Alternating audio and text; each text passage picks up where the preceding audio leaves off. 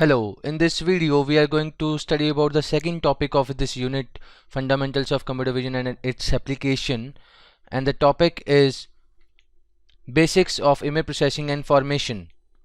So within the basics we will be studying about different kinds of filters, what is image processing, what is pixel, and all kinds of different information about how to generate and process a image and what are the different applications. So all those kind of things will be discussed. So what is image processing? Image processing, digital image processing means processing the digital image by means of a digital computer. Simple, right? Image processing mainly includes the following steps. Initially, we import the image. Once we import the image, then only we can do something within the tool or within the programming. So initially, input of the image is required, and then analyzing and manipulating the image. Now you may need to do something with the image, and for that you need to maybe implement a convolution or maybe some other filter. So all those kind of things are called manipulating the image. Once you put something on that image, maybe a filter, then the original image will be affected, and similarly the final output is generated based on what you have implemented in the second step. Now what is an image? The technical definition of an image is that it is defined as a two-dimensional function fxy, where x and y are the spatial coordinates, and the amplitude of f at any pair of the coordinate x comma y is called the intensity. So let's say that you have a image. Now let's say that you have these numbers, these are the pixels within the image. So this is the intensity at a particular space within the image. So this is 0 0, this 30 will be location 0 comma 2, right? And similarly this one will be 10 comma 10. So these are the x comma y locations within the image, and at this location you are having 30, and at this location you are having 210. So these are the numbers, these are the intensities of the pixels at that point. And now when x comma y and amplitude value, so x comma y is 0 and 2 and amplitude value is 30, so 0 2 and 30 are given, then this is called digital image. So throughout the image you have all these numbers, all these triplets, and your image is there, right? Now digital image is composed of a finite number of elements, each of which elements have a particular value at a particular location. So at this location there is 100, at this location there is 110, here 200. So these are the locations. These elements are referred to as picture elements, image elements, or the pixels. So they have different names, they have three names: picture element, pixel, or a image element. And now pixel is the most widely used to denote the elements of a digital image. Pixel is the most famous term, but you can also say image element or a picture element for the same number within the image. Moving ahead now. Types of image. There are four types of image: binary image, black and white, 8-bit, and 16-bit. Binary image means that you have 0 and 1. Within the image you have 0 and 1 only. So 0 1 0 1 1 1 0 0, something like that. So this is a black and white image as well as binary image. So these two are similar in a way that when you say black it means intensity 0, when you say white you say intensity 1. So when you come to after this black and white or binary image, when you shift to grayscale image, let's say you have a grayscale image, now you have different variations of color of gray. So 0 is black, 255 is white, and between these there is an intensity change from dark to lighter node, right? Moving to 255 you will have a light color. From 0 you are moving to 255, you will move towards lighter color. So it is called grayscale image. Now 8-bit color format. 8-bit color format means that it is a grayscale image. How? Because if you have 8 bits to represent single pixel, let's say you have an image, right? Now let's say that you have a grayscale image having numbers in 8-bit format. So one number within this image will be represented by 8 bits, So and these 8 bits will be having some number in terms of 0 and 1. Let's say 0 0 0 1 1 1 0 0. So this number will be, it will be 16 plus 8 plus 4, which is equal to 28. So this number is 28, right? So when you're representing a pixel in 8-bit format, you are getting numbers from the range of 0 0 0 0, all zeros, to all ones. So this is 0 and this is 255. So the range will be between 0 to 255. This is called a grayscale image. It is a 8-bit color format image, and within this, 0 is for black, 255 is for white, 127 is the gray part. Okay, moving ahead, 16-bit color format. Now it has 65,536 different colors within that. 2 raised power 16 is this number. Now this is a high color format. It is also called color image, and how things work between this is, you have a image, but now you have a RGB format image. So this means that when you say you have one RGB image, it means it has 3 components. It has 3 components. One component is R, then G, then B. So 3 parallel matrices are being combined to form one RGB image. Size will be same for all. Let's say 5 is the size of the image. So when you will be combining these 3, you will be getting 5.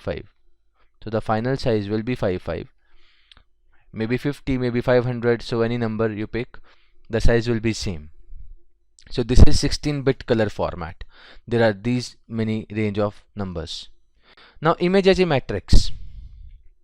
Now as you can see that images are represented in rows and columns. We have the following syntax: F00, F01, F01, then F02.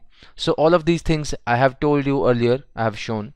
So the right side of this equation, this means the matrix part, is the digital image by definition. Every element of this matrix is called image element, picture element, or the pixel. Now there are different phases. There are 10 phases of image processing. Initially you need to acquire the image. You may need to scale it to maybe a big size or a small size. You need to scale the image, and also you may need to do the color conversion, RGB to gray or gray to RGB. Then the image enhancement. Now what happens is, sometimes you're clicking the image in the dark and you need to enhance it in brightness. So all those kind of brightness change, or maybe contrast change, so all those things comes under image enhancement.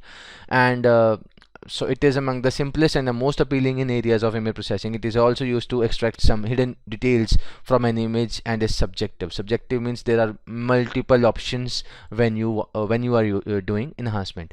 Image restoration. When do you need restoration? Restoration means something is missing, and then you have to restore it. You have to rebuild it, and so it also deals with the appealing of an image, but it is objective. Restoration is based on mathematical or probabilistic model or image degradation. So it depends what is your challenge, and what do you mean by image restoration. Color image processing. It deals with the pseudo color and full color image processing, and color models are applicable to digital image processing. So theoretically, when you're working with RGB images, it is called color image processing. Wavelets and multi-resolution processing. It is foundation of representing images in various degrees. So when you are changing the variations, when you are changing the image with the different filters, you can imagine maybe Snapchat or something like that, maybe Instagram filters. So when you're changing the filters of your image, you are changing the lighting of the image. It is wavelet and multi-resolution processing. Now image compression. You may need to compress your image. Let's say that you are processing video. So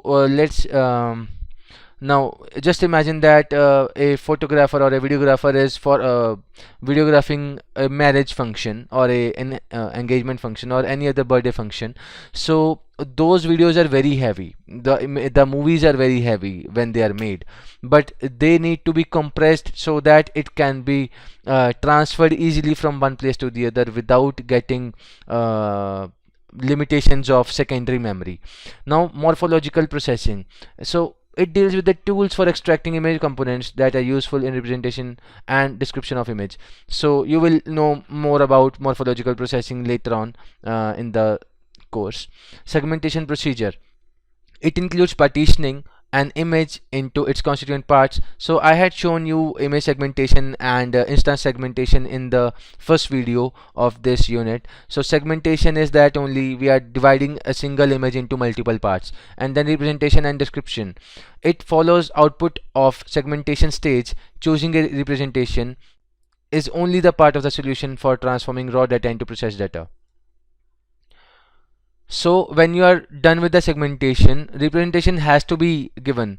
How do you want to represent it? What are the different colors you want to put into the segmented parts? So those kind of descriptions and representations are necessary. It is part of this image processing phase. And the last part is object detection and recognition. So when you have segmented it, you need to recognize it, right? So it is a process that assigns a label to an object based on its descriptor. So I will be teaching more about how to detect and how to recognize based on different techniques in deep learning or AI and machine learning. So all those things will be discussed. Maybe we will be discussing it within the convolutional neural network. Now, overlapping fields with image processing. So there are these four fields: digital image processing, computer vision, computer graphics, and artificial intelligence. When you are giving input as image and output is also image, it is called digital image processing. When you are giving the input as an image and you are getting some description out of it, maybe you are recognizing something, maybe you are getting some information out of it, it is called computer vision. So when you are giving input as a description or a code and you are getting image as the output, it is termed as computer graphics. Now the final part, the description is being given and again you are getting the description as the output. So that's artificial intelligence. Rule-based knowledge is being transferred. Let's talk about this image edge detection operators. Now there are different edges, right? Let's say that there is a person in this image. So horizontal edges, what are the horizontal edges? Horizontal edges means when we are passing through this direction, you will be getting this as the output, right? This is my horizontal edge. Let's say this is 1, this is 2, this is 3. So the output is 1 and this is my horizontal edge. Now I want to get the vertical edges. Vertical edges means this direction. So what will be the output? The output will be like this. So maybe you are getting some things here also. So imagine that light is being passed from this direction. So this is my vertical edge detection, and maybe this part also. So anything which is vertically aligned, it will be detected. So diagonal edges means diagonals will be detected. So this and this, so these legs will be detected, nothing else will be detected in the third diagonal edge. So these are the three outputs depending upon your edge detection methods. Moving ahead, edge detection is a method of segmenting an image into regions of discontinuity. It is widely used technique in data image processing. It is usable in pattern recognition, morphology, and the feature extraction. Now image detection may be done through two things: gradient based method and the Gaussian method. Gradient means first order derivation and the Gaussian means second order derivation. There are these three types of famous operators which may be used for doing gradient based image edge detection, and Gaussian based has these two famous methods for doing the image edge detection. So edge detection allows users to observe the features of an image for a significant change in the gray level, and this texture indicates the end of one region of in the image and the beginning of the other. So the change is being detected doing this. So depending on this first order derivative and the second order derivative, your edges are detected. Moving ahead now, Sobel operator. Now we will be discussing the three operators. So Sobel operator is a discrete differentiation operator. It computes the gradient approximation of image intensity for image detection. At the pixels of an image, the Sobel operator produces either the normal to the vector or the corresponding gradient vector. It uses a 3x3 filter or a kernel. So one more thing, this kernel can be written as filter also. So we will be discussing this filter and kernel things very heavily inside CNN when we will be studying CNN or mask, which are convolved with the input image to calculate the vertical and horizontal derivative. So what is this convolution? Convolution means, let's say that there is an image. Now you are having this filter of -1, -2, -1. So this filter, this matrix has a total of 0. When you do the summation, the answer will be 0. Same goes for this one. Okay, now let's say that I am implementing this part on this image. Convolution means that overlapping this matrix over these numbers, what will be the output? So this 10 will be multiplied by this and the output will be -10. So this is the convolved answer of the image with this mx. So this is what you are getting after doing the convolution. Now you have done this for first 9 numbers, and then you can do the same for the next 9 numbers, then the next part, then the next part. So all these things can be done and the final answer will be calculated based on that. Similarly, now what are the advantages and disadvantages? Advantages are, it is simple and time efficient computation, very easy at searching for smooth edges. And limitation is diagonal direction points are not preserved always. High sensitivity to noise and not very accurate in edge detection. Detect with thick and rough edges, does not give appropriate results. So these are the advantages and limitations of Sobel operator. Similarly, Prewitt operator, now the matrix needs to be remembered.